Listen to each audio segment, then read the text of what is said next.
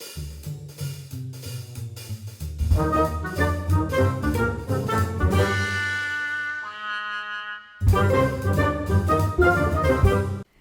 and welcome to the last Flamingo Friday before Christmas.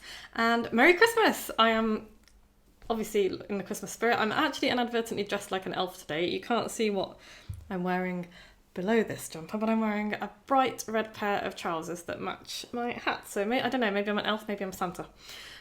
Anyway, today I wanted to share with you a book that I bought the other day, having been on a YouTuber's channel.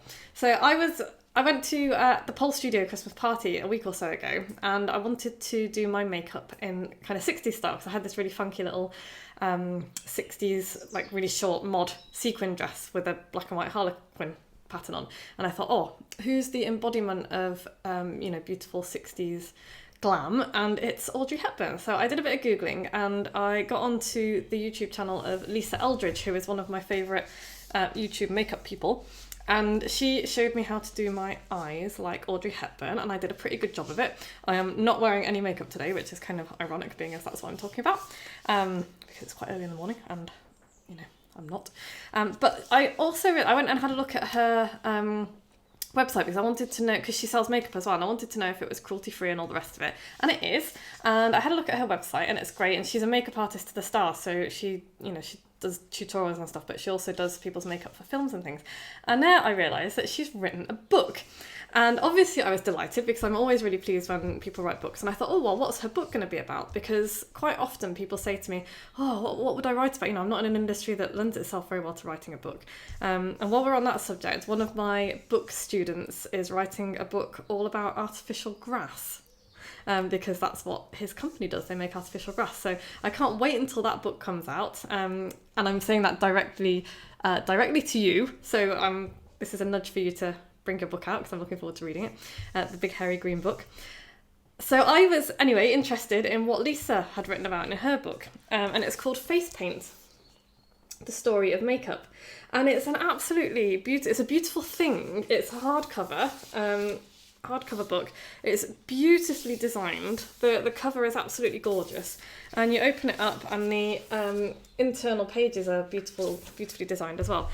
And when you flip through, it's basically the history of makeup, and the history of why people wear makeup, and where it came from, and where the makeup itself came from, and also where the idea for wearing makeup came from, what its role has been in society, and what its role has been in human relations. And it's absolutely fascinating, actually, because it's not something that I really knew a lot about before. But the history of makeup is really, really interesting, because it's the history of human interaction and human connection. So if you're ever thinking to yourself, what can I write my book about? My industry doesn't really lend itself to writing a book.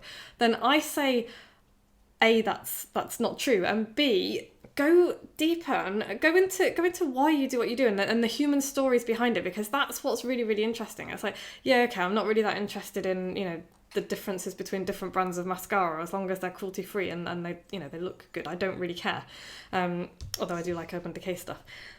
But when I started reading this book, it was fascinating, because suddenly it gave me an insight into what makeup is made of, and how it's changed over the years, and what people used to do. People used to put poison on their faces, to make their lips redder, and to make their to dilate their eyes. I think it was belladonna they used to dilate their pupils to make their eyes look bigger. Belladonna is deadly nightshade, so not really recommended. So yeah, Face Paint, The Story of Makeup by Lisa Eldridge. Fantastic idea for a book for a makeup artist.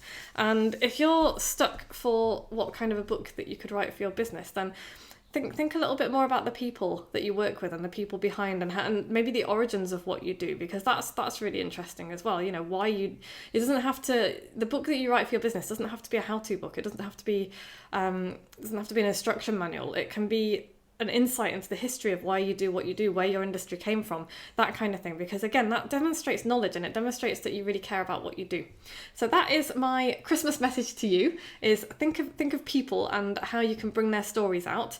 And I am going to just wish you a very Merry Christmas and a Happy New Year, or Happy Holidays, whatever you celebrate. And I hope you enjoy a week or so off, because I certainly am going to have a week or so off. And I will be back same time next week with another Flamingo Friday.